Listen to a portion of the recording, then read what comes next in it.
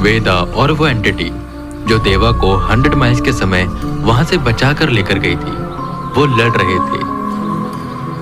और वहीं रागा भी वेदा से लड़ने आ गया था।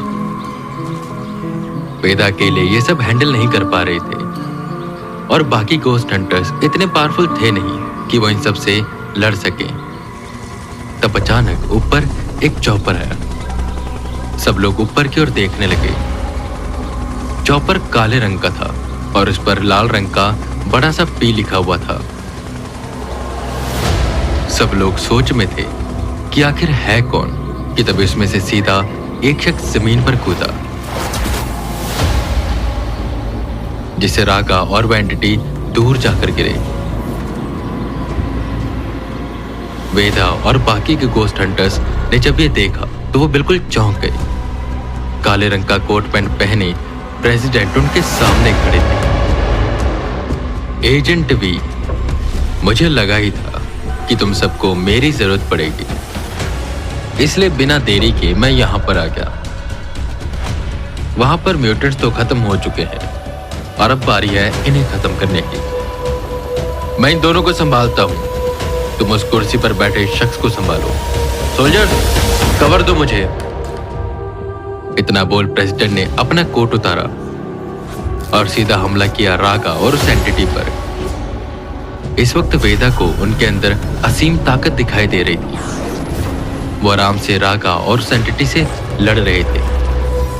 ये देखकर सब लोग हैरान हो रहे थे। उन्होंने रागा के गले को पकड़ा और उठाकर दूर फेंका, फिर तेजी से उस एंटिटी से लड़ने लगे। इतनी देर में वेदा उस तांत्रिक की आत्मा की ओर जाते हैं। वो आत्मा भी अब पहले से ज्यादा ताकतवर हो चुकी थी, पर वेदा भी अब पहले से ताकतवर हो चुके थे। अपनी ताकत के इस्तेमाल से वो दोनों लड़ रहे थे। बाकी की स्पिरिट्स जो तांत्रिक के साथ थी वो गोस्ट हंटर से लड़ने लगी।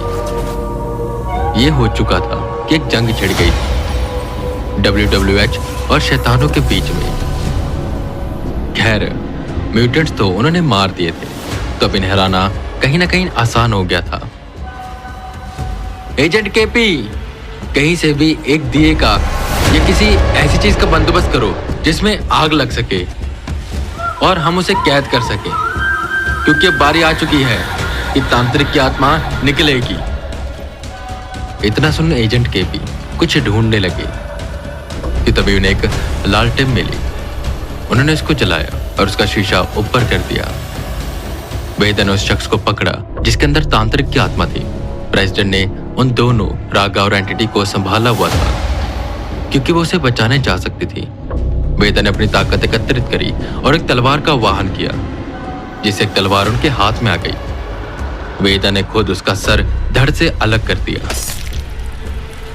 जैसे ही सर धड़ से अलग हुआ, वेदा दूर हुए। उसका धड़ जमीन पर गिरा और उसमें से तेजी से तांत्रिक की आत्मा निकली, जिसे वेदा ने मंत्रों के जप से कंट्रोल करना शुरू किया, पर वो कंट्रोल नहीं कर पा रहे थे।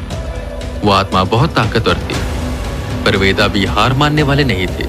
वो उसे कंट्रोल करने की कोशिश कर रहे थे। उन्होंने हाथों का इशारा कर सबको लालटेन से दूर जाने को कहा और एक झटके से उन्होंने उस आत्मा को लालटेन में डाल दिया और तुरंत एजेंट केपी को उस शीशे को बंद करने को कहा, जिस पर एजेंट केपी ने लालटेन बंद कर दिया और तांत्रिक की आत्मा कैद हो गई। अब बारी थी उस एंटिटी और रागा की, जिसे वेदा और प्रेसिडेंट मिलकर खत्म कर देते। वो जल्दी से वहां से निकले। उन्होंने सोल्जर्स को कह दिया कि उस फैक्ट्री को बॉम्ब से उड़ा दें, और हुआ भी कुछ ऐसा ही। उस जगह को बॉम्ब से उड़ा दिया गया। वेदा ने वो लालटेन जिसमें आत्मा कैद थी उस तांत्रिक की, उसे प्रेसिडेंट को दिया। सर, ये लीजिए, इसे आप बहुत सिक्योर जगह पर रखिएगा, क्योंकि अगर ये फिर से मुक्त हुआ तो किसी गर्भधारित महिला के गर्भ में चला जाएगा और फिर से इसका जन्म होगा। और हमेशा इसका भी ध्यान रखिएगा कि ये जलता रहे।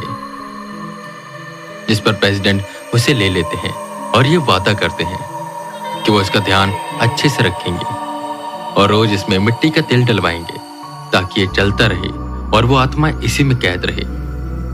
उन्होंने सबको खत्म कर दिया था और एक चिंता वेदा के दिमाग से हट गई थी। उन्हें बनारस में उतारा गया। ये खुशखबरी उन्होंने आर्यन को दी और अब अपनी जिंदगी को पहले की तरह जी सकते थे, पर ज्यादा दिन तक नहीं, क्योंकि वो शैतान जो इंसानी रूप में आया था कालराज के साथ, उसे भी खत्म करना था और उसके लिए वेदा को उस तक पहुंचना जरूरी था। पर यह काम इतना आसान नहीं होने वाला था। इसी के साथ साथ एक और चीज अच्छी हो गई थी, जो वो तांत्रिक की आत्मा अंधेरे की दुनिया से उस काले बड़े पक्षी को लेकर आया था। वो तांत्रिक की आत्मा के कैद होते ही मुक्त हो गया और वापस से उसी दुनिया में चला गया। तो अगर अब वो तांत्रिक की आत्मा मुक्त भी होगी तो ज्यादा खतरे की बात नहीं थी, क्योंकि वो कुछ कर नहीं पाएगी। और भी केसेस वेदा के पास आने वाले थे जो उन्हें अलग अलग चैलेंजेस देंगे, और ठीक ऐसा ही केस उन्हें आ भी चुका था मिजोरम से। दरअसल वो केस मिजोरम से पूरी तरह से नहीं था। ये केस आया था दिल्ली से। दिल्ली का रहने वाला एक लड़का अपने दोस्तों के साथ ट्रिप पर मिजोरम गया था और वहां पर वो एक जंगल में ठहरे थे, पर उस जंगल से उसके दोस्त वापस आ गए, पर वो लड़का नहीं आया। उसके दोस्तों को कहना है कि उसे भूतों ने पकड़ लिया है। पुलिस ने, फॉरेस्ट ऑफिसर ने जब वहां पर छानबीन की तो वो लड़का कहीं पर भी नहीं मिला। और उस जंगल को सुसाइड फॉरेस्ट भी कहा जाता है, क्योंकि वहां पर लोग आत्महत्या करने भी जाते हैं। और पुलिस ने ये बोलकर कि उसने सुसाइड कर ली होगी, इस केस को बंद कर दिया। और अब उस लड़के के घर वालों को मदद चाहिए वेदा की, जो ढूंढे उनके लड़के को, और अगर उसे भूतों ने पकड़ा है तो वो उसे मुक्त कराए।